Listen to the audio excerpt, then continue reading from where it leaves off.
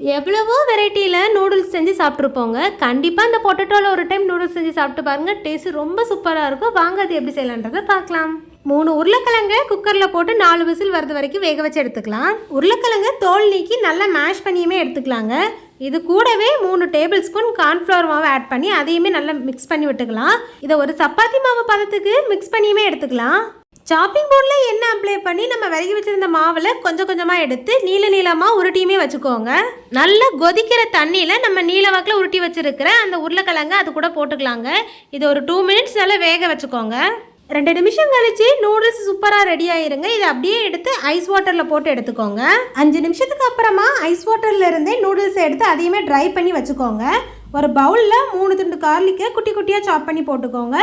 இது கூடவே 1/2 டீஸ்பூன் வத்தல் பொடி சேர்த்துக்கோங்க. தேவையான அளவுக்கு கொத்தமல்லி இலை சேர்த்துக்கோங்க.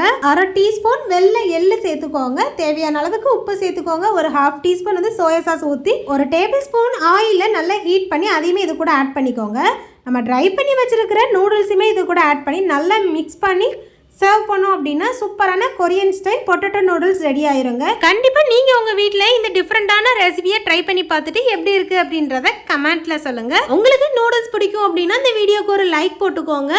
நம்ம சேனலுக்கு சப்போர்ட் பண்ணி மறக்காமல் சப்ஸ்கிரைபும் பண்ணி வச்சுக்கோங்க. நாளைக்கு வேறு இன்ட்ரெஸ்டிங்கான ரெசிபியில் சந்திக்கலாம். பாய்.